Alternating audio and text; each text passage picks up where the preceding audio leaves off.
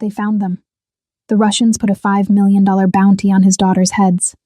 Luna and Stella, two 5-year-old girls who just wanted to play on swings, now have professional killers hunting them.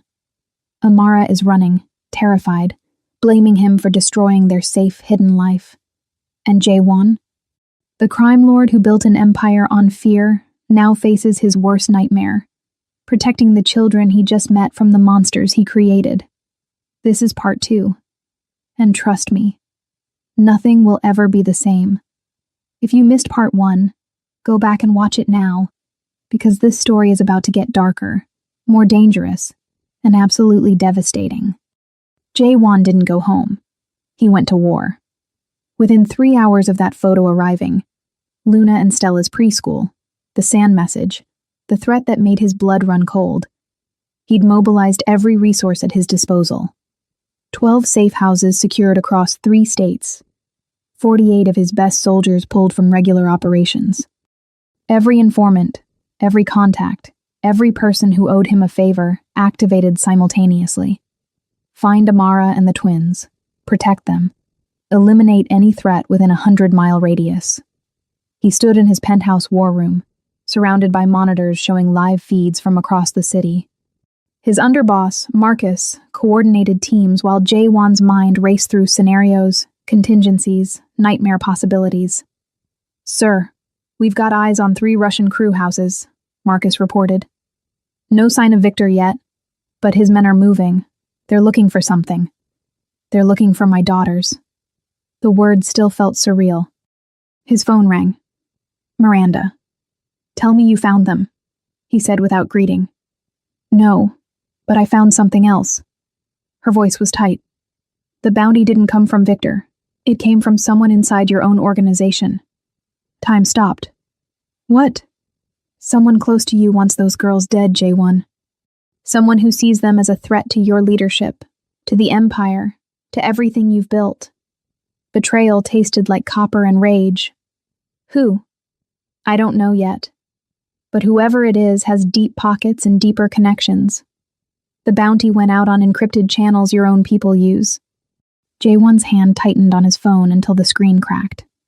He'd expected external threats, rivals, enemies, the Russians who'd been trying to take his territory for years. But his own people? "Find them," he said, his voice dropping to something that made Marcus glance over nervously. "Find whoever put that bounty out and bring them to me. Alive. Jaewon, I want to look them in the eyes before I end them." He hung up, stared at the monitors showing empty streets, dark alleys, a city full of shadows where 2 little girls were hiding with their terrified mother. His phone buzzed again. Unknown number. A video file. His hand shook as he opened it. Amara's face filled the screen. No audio. Just her mouth forming words. "Leave us alone." Behind her, barely visible, a motel sign. Cheap. Run down. The kind of place people disappeared into. But Jaewon had spent 15 years learning to read details others missed. The sign's reflection in the window behind her. The specific shade of brick visible for half a second. The distant sound of train tracks. He knew that area. East Side, Industrial District. 3 possible motels. "Marcus, get a team to the East Industrial Zone. 3 locations." He rattled off addresses. Quietly, Amara spots anyone she recognizes. She'll run again. "Boss, maybe we should let her run. Keep them moving. Keep them hidden. She's in a $20 motel with 2 5-year-olds and whatever cash she had in her purse. How long do you think she can stay hidden? How long before she has to use a credit card, make a phone call, do something that leaves a trail?" His voice hardened. "Every hunter in this city is looking for them. I'm not leaving them exposed. And if she refuses protection, she doesn't get a choice anymore." The words came out harsher than he intended, but he'd seen that photo, read that sand message, knew exactly what men like Victor did to children when they wanted to send a message. His daughters would not become casualties in his war, even if Amara hated him for it. Another call. His father. Jaewon almost didn't answer, but ignoring the old man would only make things worse. "You've made a mess." his father said without preamble. I'm handling it. Handling it? The entire underworld knows you have illegitimate children. Your fiancé's family is reconsidering the merger. Your own people are questioning whether you're compromised. His father's voice dripped disgust. I raised you better than this. You raised me to value power over everything. I'm starting to think that was the mistake. Silence. Dangerous silence. Those children make you weak. Those children are my blood. Your granddaughters. I don't have granddaughters. I have a son who's forgotten everything I taught him about survival. The old man's voice went cold. Weakness gets you killed in our world. You know this. So either eliminate the problem or I will. The line went dead. J1 stared at his phone. His own father had just threatened his daughters. The man who'd raised him, trained him, built him into the crime lord he'd become, had just put a price on Luna and Stella's heads. Something inside him shattered, then rebuilt into something harder, sharper, more dangerous than he'd ever been. Marcus. Sir? My father is no longer part of this organization's command structure. Any orders from him are to be ignored. Anyone who follows them answers to me personally. Marcus's eyes went wide. Boss? That's a coup? A betrayal? I don't care what you call it. J1's voice carried the weight of absolute authority. My daughters are off limits. Anyone, and I mean anyone, who comes for them dies. Family or not. Understood? Understood. His phone lit up with a location ping. Amara, the motel. His team had found them. Relief and dread warred in his chest. I'm going alone, he said. That's suicide if it's a trap. I don't care.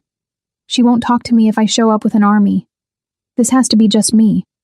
He grabbed his jacket, checked the concealed weapon he always carried, and headed for the door. Sir? Marcus called after him. What if she still refuses? J1 paused. Then I protect them anyway, from a distance, in shadows, however I have to. And the bounty? Double it. Put 10 million on information leading to whoever set the original price. Let's see how loyal people stay when the money flows the other direction. He left before Marcus could argue. The drive to the motel took 17 minutes. Every second felt like drowning.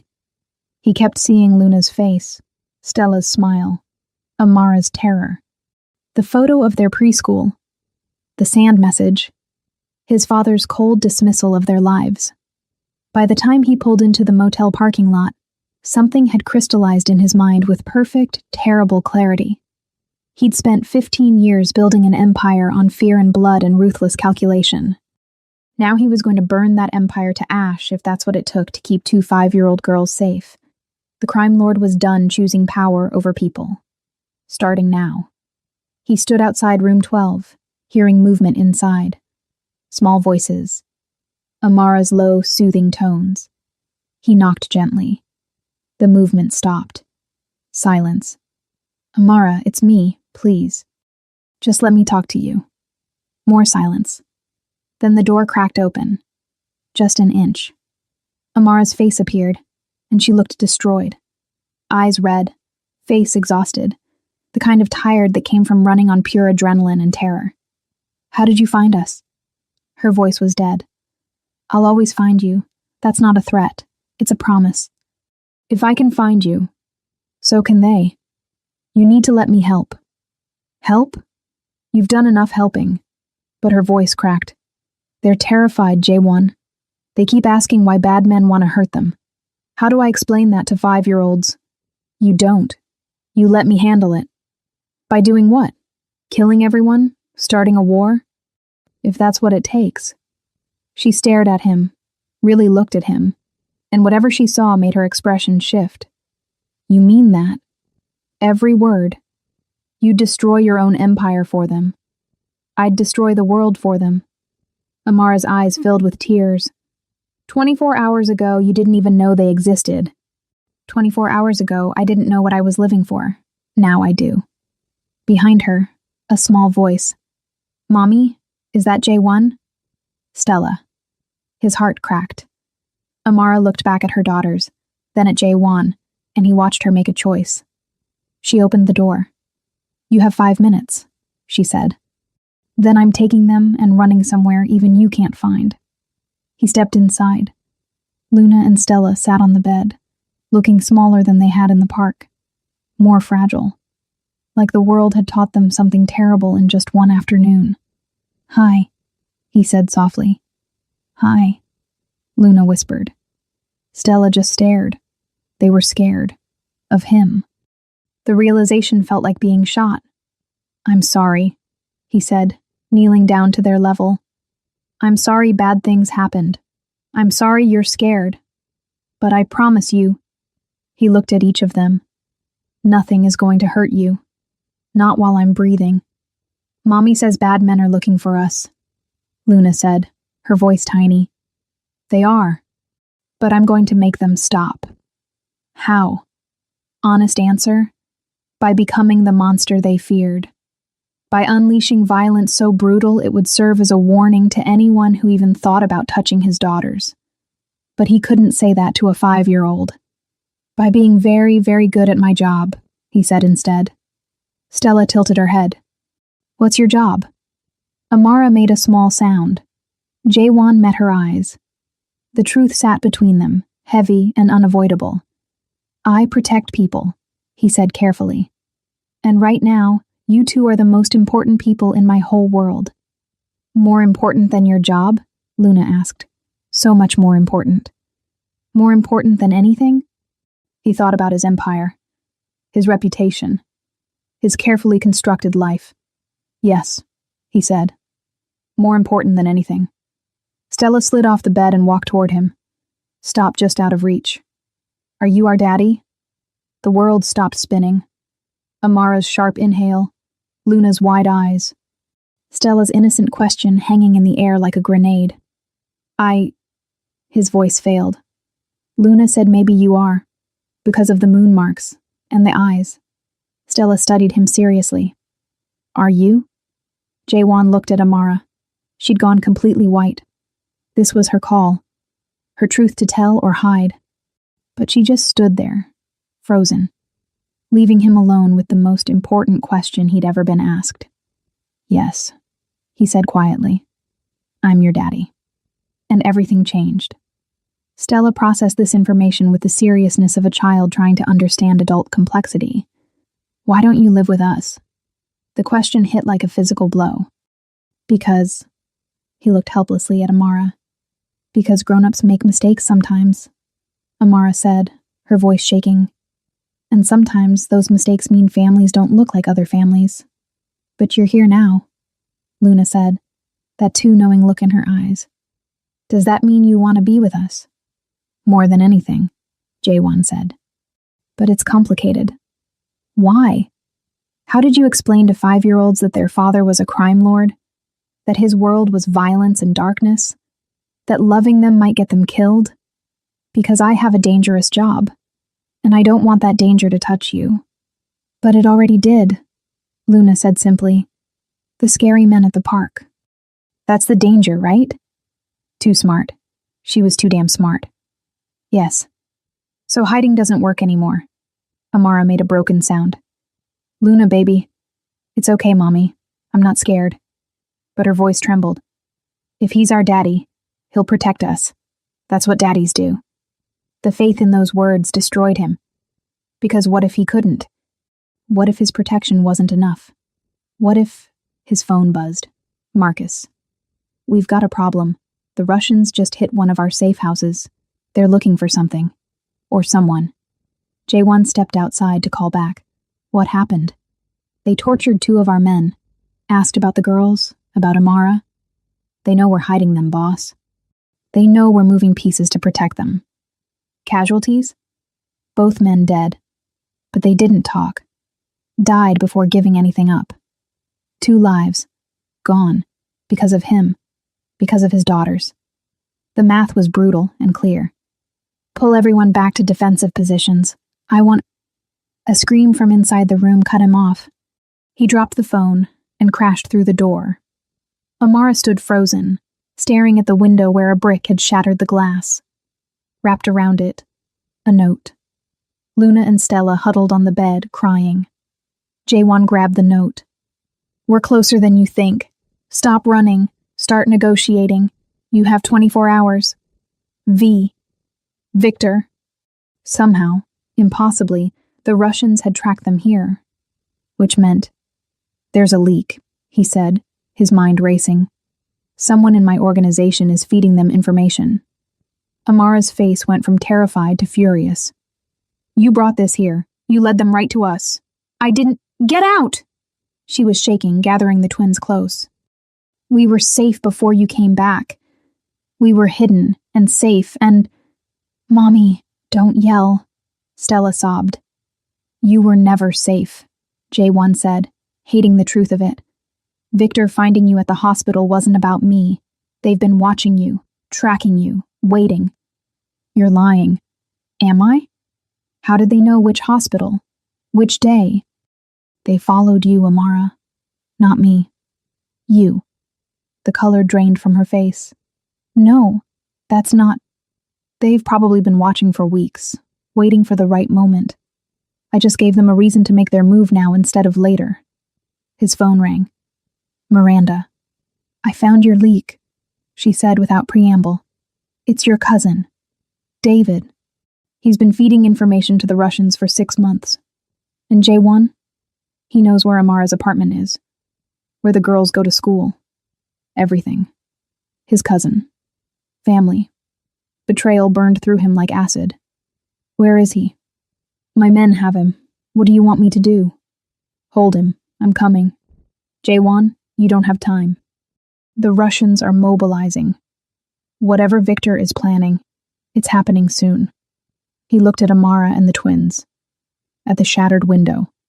At the note threatening everything he'd just discovered mattered. 24 hours. Victor wanted to negotiate, which meant he wanted something more than just the bounty.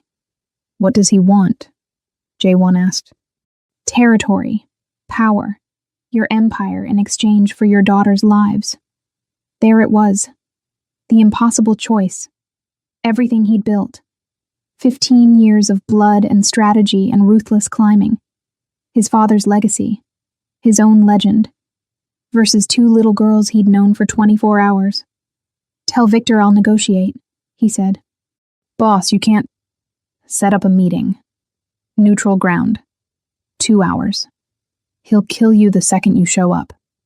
Probably, but he won't kill them. Not if I give him what he wants. Silence. You're really going to do this? Miranda said quietly. Trade your empire for 2 children. They're not just 2 children. They're mine. He hung up. Turned to find Amara staring at him. What are you doing? She whispered. What I should have done 5 years ago. Choosing you. Choosing them. Over everything else. Jaewon, I'm meeting with Victor. I'm going to end this. They'll kill you. Maybe. But first I'm getting you somewhere actually safe. Somewhere my cousin doesn't know about. Somewhere no one can find you. Where? He made a decision that would change everything. Miranda's family estate. Her father's compound. It's a fortress. Ex-military security.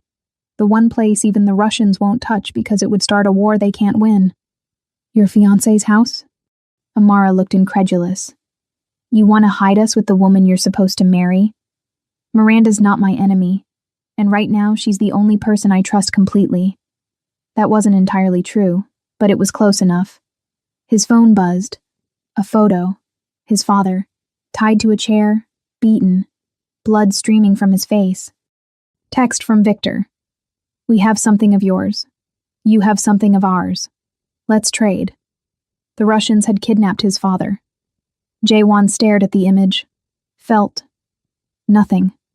The man who'd raised him, trained him, built him into what he was. The same man who'd threatened to kill his granddaughters. What is it? Amara asked. Leverage, he said simply. He texted back. Keep him. Victor's response was immediate. Heartless. I like it. But we both know you'll trade. Question is, your father or your daughters? Choose. And there it was. The ultimatum he'd been dreading. Save his father, the crime lord who'd built the empire. Or save his daughters, 2 little girls who'd existed in his life for exactly 1 day. Amara read the messages over his shoulder. "Oh my God," she breathed. "Jaewon, that's your father, who threatened to kill Luna and Stella this morning." "What?" "He called them a problem. Said I needed to eliminate them or he would." Jaewon's voice was empty. He made his choice. Now I'm making mine. He knelt down to the twins again. "Luna, Stella, I need you to be very brave for me. Can you do that?" They nodded, eyes wide. "We're going somewhere safe, somewhere no bad men can find you, and I'm going to make sure they never bother you again." "Are you leaving?" Luna asked, her voice small. The question broke something in his chest. "Just for a little while, but I'm coming back, I promise." "You promised before and the scary men came anyway," Stella said. Truth. Brutal truth from a 5-year-old who'd learned promises meant nothing. "I know, but this time is different. This time I'm going to fix everything." "How?" Luna tilted her head. His gesture. His daughter. "By being the scariest man in the room," he said simply. Amara touched his shoulder. "If you do this, if you trade your empire, your power, everything, you'll have nothing left." He looked at his daughters. Really looked at them. At Luna's serious eyes. Stella's trembling chin. The matching butterfly shirts now wrinkled and stained from hiding in a cheap motel. At the life they should have. Could have, if he was brave enough to choose it. "I'll have them," he said. "That's everything." His phone rang. The meeting was set. Midnight, abandoned warehouse. The cliché location where men like him went to die. "Marcus will take you to Miranda's estate," he told Amara. "Don't argue. Don't fight. Just go. Jaewon, promise me. Promise you'll keep them safe no matter what." Tears streamed down her face. "I hate you for this. For coming back. For making them love you. For..." "I know. But do you promise?" "Yes, I promise." He kissed Luna's forehead. Then Stella's. Breathed in their little girl smell. Memorized their faces. "Be good for your mommy," he said. "Come back," Luna whispered. "I will. I swear it." He walked out before they could see him break. Marcus waited outside. "The girls? Take them to Miranda's. Maximum security. No one gets close. And you, boss? I'm going to negotiate with the devil." "You mean become the devil?" Jaewon smiled. It was a terrible smile. "I've always been the devil, Marcus. I just forgot for a while." "What's the play?" "Victor wants my empire. He can have it. All of it." "Boss?" "But first, he's going to watch me dismantle everything he loves. Everyone he trusts. Every piece of power he's accumulated." Jaewon's voice went cold. "He thinks I'm weak because I have daughters? I'm about to show him what a father is capable of when you threaten his children. That's suicide. No, that's war." He got in his car. Midnight was 6 hours away. 6 hours to prepare. 6 hours to say goodbye to the empire he'd built. 6 hours to become the monster his daughters would never have to see. Because the crime lord had finally learned what mattered. And heaven help anyone who stood between him and the 2 little girls he'd die to protect. The warehouse smelled like rust and old violence. Jaewon arrived 30 minutes early. Alone. Unarmed. As Victor had demanded. That was a lie, of course. He had 3 weapons hidden on his body, and a sniper team positioned across the street. Marcus had argued for more backup, but Jaewon had refused. This was his mess. His war. His choice. The Russians arrived exactly at midnight. 5 black SUVs. 20 armed men. Victor stepping out like he owned the world. Maybe he did, after tonight. "Jaewon Park," Victor called out, his accent thick with mockery. The great crime lord, coming alone to negotiate. How touching. "You have something I want. I have something you want. Let's talk." Victor smiled. Always so direct. "I appreciate that." He gestured. Two of his men dragged someone forward. Jae-won's father. The old man looked broken, beaten, but his eyes still burned with that familiar fury. Weakness. His father spat blood. This is what love makes you. Weak. Jae-won didn't respond. Victor watched the exchange with interest. No tearful reunion? No rage? You really don't care about Daddy Dearest, do you? I care about ending this. State your terms. So, businesslike. Fine. Victor pulled out a contract. Actual paperwork, like they were closing a real estate deal instead of trading lives. Your territory. All of it. East Coast operations, West Coast connections, your shipping routes, your political contacts. Everything you've built. Sign it over to me, and your family walks away. My family, Jae-won repeated. The woman, the little girls, your father, all safe, all alive, all yours to keep in whatever pathetic life you build afterward. His father laughed bitterly. You're actually considering this. Trading 15 years of work for some bastard children you didn't know existed 48 hours ago. They're not bastards, Jae-won said quietly. They're mine. They're leverage. They're weapons your enemies will use to destroy you. They're 5 years old. They're a mistake. Something in Jae-won snapped. He walked toward his father. Victor's men tensed, hands on weapons. Jae-won knelt down, looking the old man in the eyes. You're right, he said softly. They are a mistake. My mistake for not knowing about them sooner. My mistake for building a life where having a family meant painting targets on them. My mistake for becoming exactly what you made me. A man who valued power over people. Then you understand. But that's over now. I'm done being that man. His father's expression shifted from rage to something like fear. You're serious. You're really going to give him everything. For Luna and Stella? Yes. For Amara? Yes. For the chance to be something other than a crime lord my daughters are terrified of? Absolutely yes. He'll kill you anyway. The second you sign, he'll put a bullet in your head. Probably. Jae-won stood. But they'll be safe. That's all that matters. Victor had been watching this exchange with growing amusement. Touching, really. But your father's right. What makes you think I'll keep my word? What's to stop me from taking your empire and your family? Because you're a businessman, Victor. And killing me after I give you everything I have. That's just bad business. You'll make more enemies than you can handle. The other families will see it as a declaration of war. Smart. But not smart enough. Victor pulled out his phone. Showed Jae-won a live video feed. Miranda's estate. Amara and the twins visible through a window. Jae-won's blood turned to ice. You think I'd leave them unguarded? Victor laughed. I have men positioned outside. One phone call and they breach the compound. Your precious daughter's dead in minutes. If you hurt them, you'll what? You're unarmed, surrounded, and about to sign away every ounce of power you have. Victor's smile was cruel. This is what checkmate looks like, Park. I don't just want your empire. I want you broken, on your knees, begging. The warehouse fell silent. Jae-won's mind raced.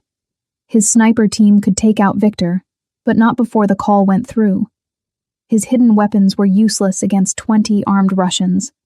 Every play he had ended with his daughters in the crossfire. Unless... You're right, he said quietly. This is checkmate. You win.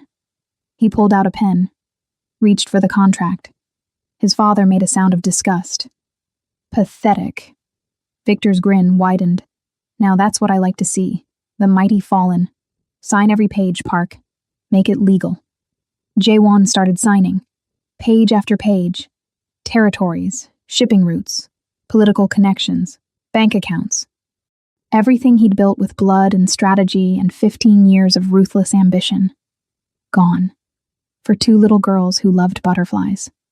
Almost done, Victor said. Just the final page. The one that transfers total control. The one that makes you nothing. Jae-won's pen hovered over the last signature line. One question first, he said. You're not in a position to ask questions. Humor me. The leak in my organization. My cousin David. How long have you been paying him?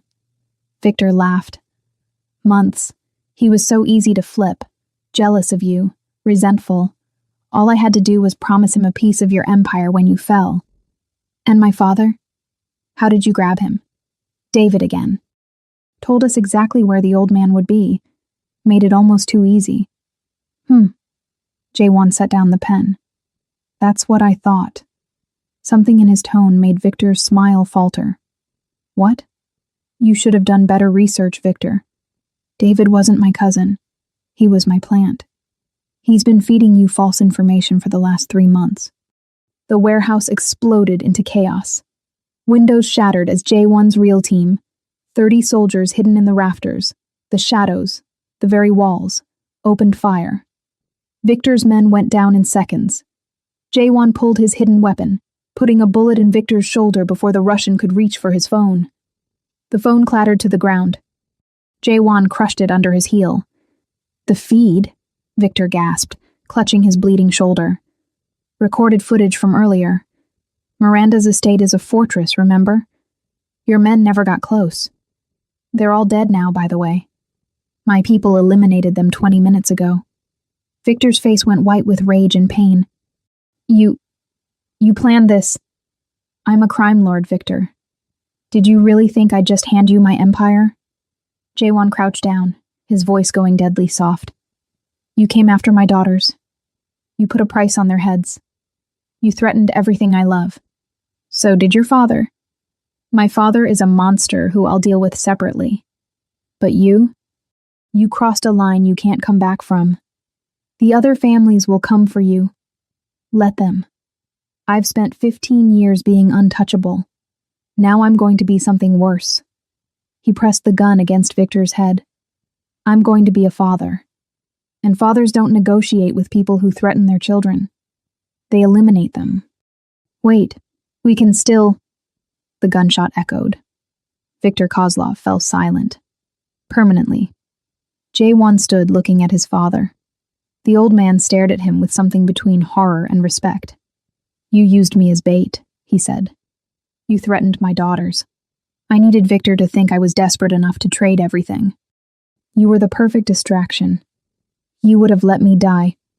You wanted to kill Luna and Stella. Yes, I would have. His father laughed, a broken sound. You've become everything I taught you to be. Ruthless, strategic, willing to sacrifice anything. No. Jaewon walked toward him. I've become everything you failed to teach me. How to love something more than power. How to protect instead of destroy. How to be human. Those girls will get you killed. Maybe. But I'd rather die being their father than live being your legacy. He cut the ropes binding his father. You're free to go. Leave the city. Leave the organization. I don't care. But if you ever come near my daughters again, Victor's death will look merciful. His father stood on shaky legs. This isn't over. Yes, it is. The old man limped away, surrounded by Jaewon's soldiers who would make sure he got far, far away. Marcus approached. Boss, clean sweep. No Russian survivors. The bounty's been canceled through back channels. Word spreading that you took out Victor personally. Good. What about the leak? The real ones? Found 3. Being handled now. And my family? Safe. Miranda's been calling nonstop. Jaewon pulled out his phone. A text from Amara. Please tell me you're alive. He typed back. On my way home. Another text from Miranda. Home? Since when do you call my estate home? He smiled despite everything. Since 2 little girls who loved butterflies had taught him what home actually meant. The warehouse behind him burned. Victor's body. The contract. Every symbol of the empire he'd almost traded away. But Jaewon had learned something in the last 48 hours. He didn't need an empire to be powerful. He just needed a reason to be ruthless. And now he had 2. Luna and Stella. His daughters. Worth more than territory, money, or power. Worth killing for. worth dying for. Worth burning the whole criminal underworld to ash if anyone dared threaten them again. The crime lord drove through the night toward his family. And for the first time in 15 years, he wasn't thinking about empire. He was thinking about bedtime stories, butterfly songs, and the look on his daughter's faces when he finally came home. Because he'd made a promise. And unlike his father, unlike Victor, unlike every broken man he'd destroyed to get here, Jaewon Park kept his promises, especially to 2 5-year-old girls who'd called him daddy, even if he still had no idea how to deserve it. Gancho Final Devastador. Episodio 3. He arrived at Miranda's estate at 3 a.m., covered in blood that wasn't his, carrying the weight of 20 dead Russians and one impossible future. The guards let him through without question. Miranda met him at the door. "They're asleep," she said quietly. "Both of them. Amara wouldn't rest until I promised to wake her the second you arrived. And my father? We'll cross the Canadian border an hour ago. Your men are tracking him. He won't be a problem." Jaewon nodded, started toward the guest wing. Miranda's hand caught his arm. "You know this changes everything between us." "I know. The merger, the wedding, the alliance our fathers built.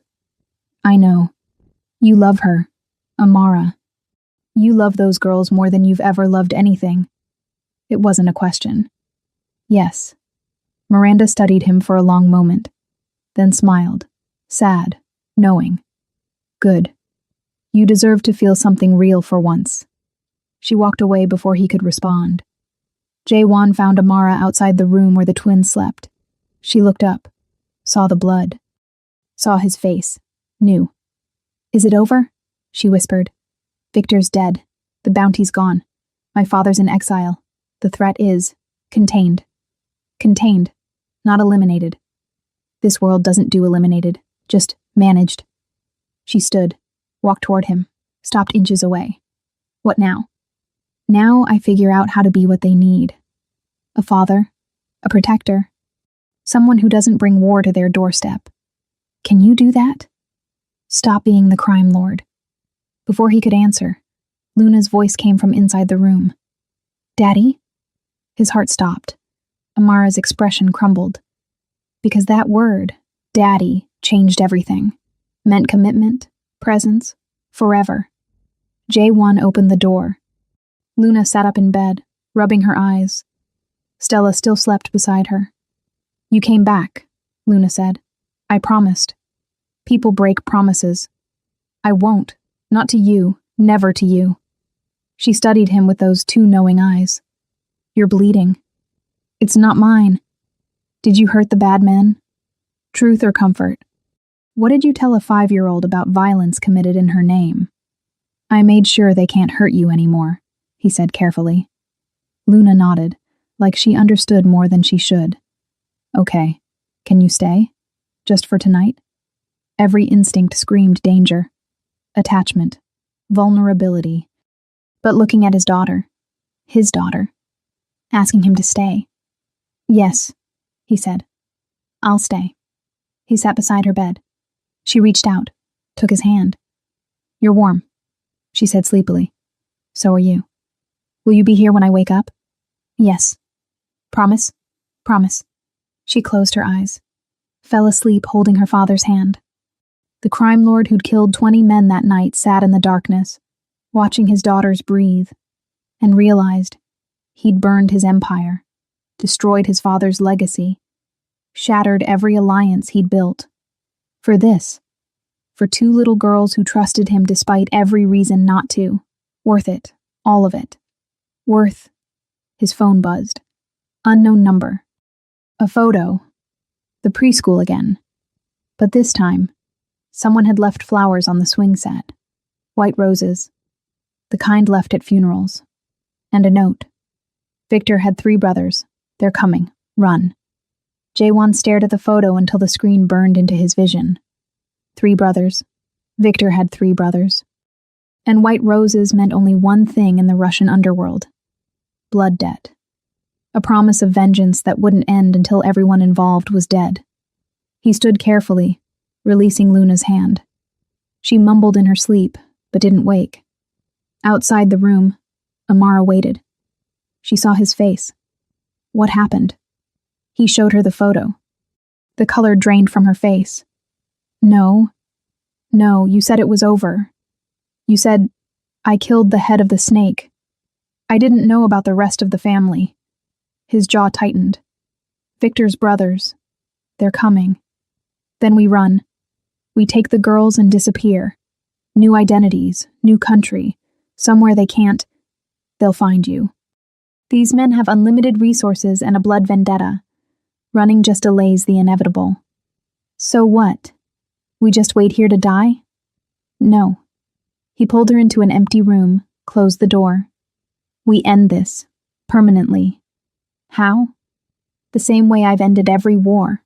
Overwhelming force, strategic strikes, elimination of the threat before they can mobilize. Amara grabbed his arm. Listen to yourself. That's the crime lord talking. The man I left. The man I didn't want my daughters to know. That man is the only reason they're still alive. And what happens when Luna and Stella are old enough to understand what you are? What you do? When they ask why people are afraid of their daddy. Why men die when you make phone calls? The questions hit like physical blows. I don't have answers, Amara. All I have is the ability to keep them breathing, to keep you safe. If that makes me a monster in their eyes when they're older, I'll live with that. But at least they'll be alive to hate me. She studied his face. You really think you can win against 3 Russian crime lords? I've won against worse odds. Alone? I'm never alone. I have Marcus, my organization, resources that I meant emotionally, J1. You've been alone your whole life, building walls, trusting no one, loving nothing. Her voice softened. But now you have daughters, a family, people who need you whole, not just alive. I don't know how to be whole. Then learn. Because those girls in there, they don't need the crime lord. They need a father. Before he could respond, his phone rang. Marcus. Boss, we've got intel. Victor's brothers, Dmitry Alexei and Konstantin Kozlov, they've already left Moscow. ETA to New York. 18 hours. They're bringing an army. How many? 50 soldiers. Maybe more. And they've put out a new bounty. 20 million. Dead only. For you, Amara, and both girls. 20 million. The number made his blood run cold. At that price, every hired gun on the East Coast would come hunting. Secure the perimeter. I want Miranda's estate turned into a fortress. No one gets within a mile without us knowing. Already done. But boss? 20 million. That's enough to turn your own people.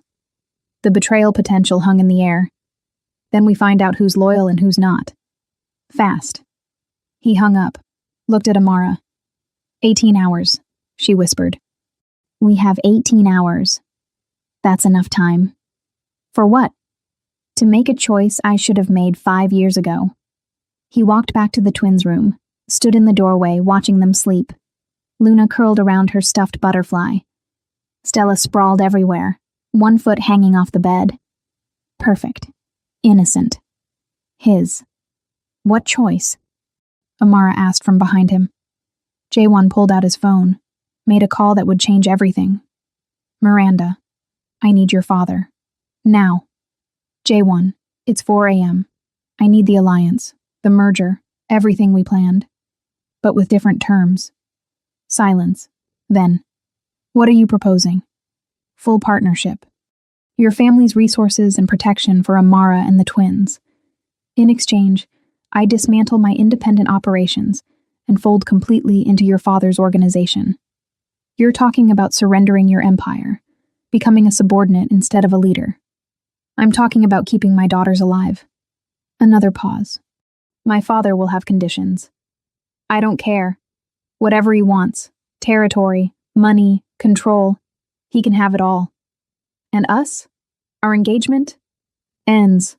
Clean break. No hard feelings. You deserve someone who can love you the way you deserve. He heard her breath catch. You're really doing this. Giving up everything. Not everything. I'm keeping what matters. I'll call my father. But J1, this makes you vulnerable. Dependent. Everything you've spent 15 years avoiding. I know. And you're okay with that? He looked at his sleeping daughters. More than okay. It's the first smart choice I've made in years. Miranda hung up. Amara touched his shoulder. What did you just do? I chose you. I chose them. Over power. Over independence. Over everything I thought mattered. J1. I can't protect you alone. Not against 3 brothers with unlimited resources and a blood vendetta. But Miranda's father. He controls half the East Coast. Has political connections, military contracts, resources that make my operation look small. And in exchange, you become his soldier. In exchange, you and the girls get to live. She turned him around, forced him to look at her. Is this what you want? Really want? Or are you just making another calculated move? 5 years ago, you asked me to choose you over my empire. I said no. I was wrong. I've been wrong about everything that matters. His voice roughened. But I'm choosing right now, this moment. I'm choosing you, choosing them, choosing a life where Luna and Stella wake up safe instead of running, where they go to school instead of hiding, where they have a father who comes home instead of one who dies in a warehouse protecting an empire that means nothing. Tears streamed down Amara's face. I left because I didn't think you could change. I couldn't. Not then. But them? He gestured to the room. They changed everything. What if Miranda's father says no? Then we run. Together. All of us. And we keep running until we find somewhere safe. But I won't do it alone anymore. I won't make you carry this fear by yourself. Amara pressed her forehead to his chest. I'm still angry at you. For everything. For 5 years of absence. For bringing danger to their door, for... I know. But I also see you trying. Changing. Choosing them. Is that enough? She pulled back, looked at him with those eyes that had always seen through his walls. Ask me again in 18 hours, when we're either dead or safe, when this is actually over. His phone buzzed. Miranda. My father agrees. Preliminary terms. You fold your entire operation into his. You become his head of security, a subordinate position. You take orders, no independent moves. In exchange, full protection for your family. Permanent. Non-negotiable. He wants to meet at dawn to finalize. Dawn was 3 hours away. 3 hours to dismantle everything he'd built. 3 hours to become someone else. 3 hours to save his daughters. Tell him yes. J1 typed back. He looked at Amara. It's done. When the brothers arrive, they won't just be facing me. They'll be facing the entire East Coast Alliance. And if they don't care, if they attack anyway, then they die. But Luna and Stella live. That's all that matters. From inside the room, Stella's sleepy voice. Daddy? Why are you and Mommy talking so loud? Both of them froze. J1 walked in, knelt beside her bed. Sorry, baby girl. We were just talking about tomorrow. Is tomorrow a good day or a scary day? The question destroyed him, that she even had to ask. That her 5-year-old mind had learned to categorize days by fear level. It's going to be a good day, he promised. The best day. No more scary men, no more running, just family. Promise. Promise. She smiled, closed her eyes, fell back asleep. J1 stayed there, watching her breathe. In 3 hours, he'd give up his empire. In 18 hours, he'd face 3 Russian brothers bent on revenge. But looking at his daughters, peaceful and safe for now, worth it. All of it. Every sacrifice. Every burned bridge. Every piece of power surrendered. Because the crime lord had finally learned what empire really meant. And it had nothing to do with territory. It had everything to do with 2 little girls who called him Daddy. Dawn came too fast. J1 stood in Miranda's father's office, a room that smelled like old money and older violence, and signed away 15 years of work. Territory transfers, asset liquidation, command structure integration. Every page another piece of his independence disappearing. Alessandro De Luca, Miranda's father, watched with calculating eyes. "You understand what this means?" the old Italian said. "You work for me now. No autonomous operations. No independent calls. You're a soldier again, not a general." "I understand. And if I give an order you don't like?" "I follow it anyway."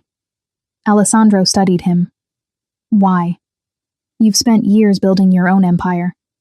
Why surrender it all now?" "Because Empire doesn't wake me up at 3 a.m. asking for water. Empire doesn't trust me to chase away nightmares. Empire won't remember me when I'm gone." Jaewon met his eyes. "My daughters will." The old man's expression shifted. Something almost like respect. "Family," he said quietly. "In the end, it's all that matters. I built this organization for my children, my grandchildren, everything I've done, every choice, every sacrifice, for blood. Then you understand. I do, which is why I'm going to help you end this." The Kozlov brothers land in 6 hours. When they do, they'll find out what happens when you threaten a family under De Luca protection.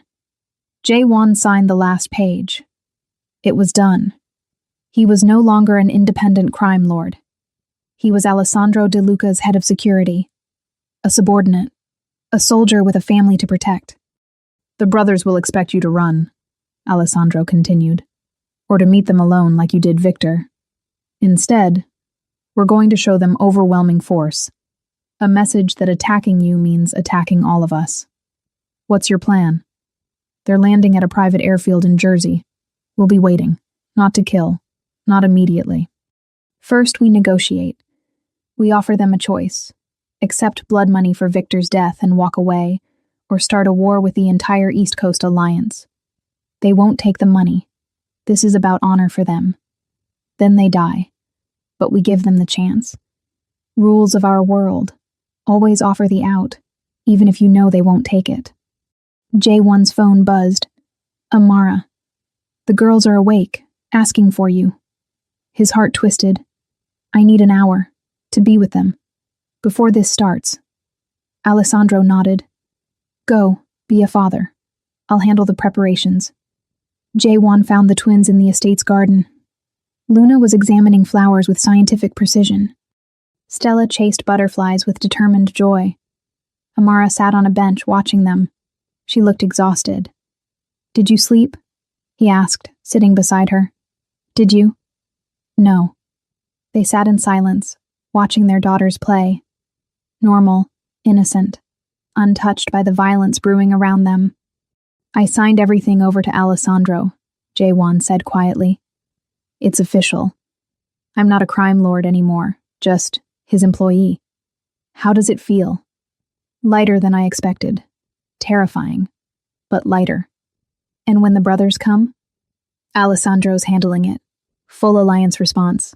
The brothers get one chance to walk away. If they don't, they die." "Yes." Luna ran over, holding a flower. "Daddy, look. It's the same color as the moon on my neck." The crescent-shaped flower was pale white, glowing in the morning sun. "It's beautiful, baby. Can we plant these at our house? When we go home?" Home. The word hung between them all, because they didn't have a home. Not really. Amara's apartment was compromised. His penthouse was a fortress, not a home. Everything was temporary, dangerous, uncertain. "Tell you what," Jaewon said. "When this is over, when it's really over, we'll find a house with a big garden, and we'll plant a whole field of moonflowers. Promise?" That word again. The word his daughters weaponized without knowing it. Promise. Stella ran over. "I'm hungry. Can we have pancakes?" "I think the kitchen can manage that," Amara said, standing. "Come on, girls." "Daddy too?" Luna asked. "Of course, Daddy too." They walked inside, this strange constellation of a family. Jaewon made pancakes, badly, while the twins helped by making an enormous mess with flour. Amara laughed for the first time in days, watching him try to flip one and having it land on the floor. You're terrible at this, she said. I'm learning. Daddy's pancakes look like butterflies, Stella announced, pointing at the misshapen disaster on her plate. Very abstract butterflies, Luna added seriously. They ate together, laughed, had a moment of pure, perfect normalcy. Then Jae-won's phone rang. Marcus. Boss, they're early. The brothers landed 20 minutes ago. Alessandro's team is moving to intercept. The pancakes turned to ash in his mouth. I have to go, he said. The twins' faces fell. But you just got here, Stella said. I know, baby. But I have to handle something. Then I'll come right back. I promise. Another promise, Luna said quietly. You make a lot of promises. And I keep them. All of them. He kissed both their foreheads. Met Amara's eyes. If something goes wrong, nothing's going wrong. You made a deal. Alessandro has an army. The brothers are outnumbered. This ends today. But if it doesn't, then I'll protect them, like I've been doing for 5 years. But Jae-won, she touched his face. Come back. Don't make me raise them alone again. Don't make them grow up wondering if Daddy loved them enough to stay alive. He pulled her close, kissed her like it might be the last time. I love you, he said. I never stopped. I was just too stupid to choose you when it mattered. Then choose me now. Choose us. And come home. I will. He left before the twins could see him break. Marcus waited with an armored SUV. Alessandro's at the airfield with 50 men. The brothers brought 30. We have them outnumbered and outgunned. That won't matter if they're willing to die for honor. Then we make sure they die fast. The drive took 40 minutes. Every minute, Jae-won's mind played scenarios, outcomes, possibilities. Most ended with blood. Some ended with him dead. None ended with everyone walking away. They arrived to find Alessandro's men surrounding a private hangar. Inside, 3 men who looked exactly like Victor. Same cold eyes, same cruel mouths, same dangerous presence.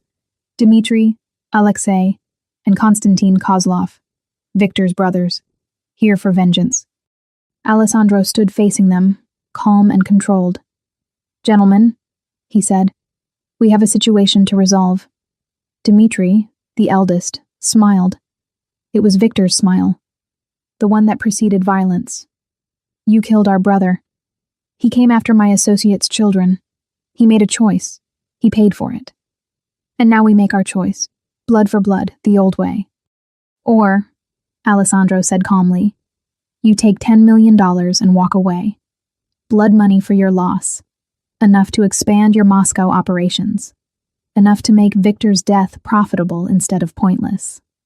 The brothers looked at each other, laughed. You think we came for money? Alexei, the middle brother, stepped forward. We came for his head. He pointed at Jae-won. And the heads of his whore and his bastard children. Jae-won moved before anyone could stop him. 3 steps, 1 punch. Alexei's nose shattered with a wet crack. Guns cocked everywhere. 50 weapons pointed at the brothers. 30 pointed back. 1 movement from anyone and the hangar would become a massacre. Call my daughters bastards again, Jae-won said quietly.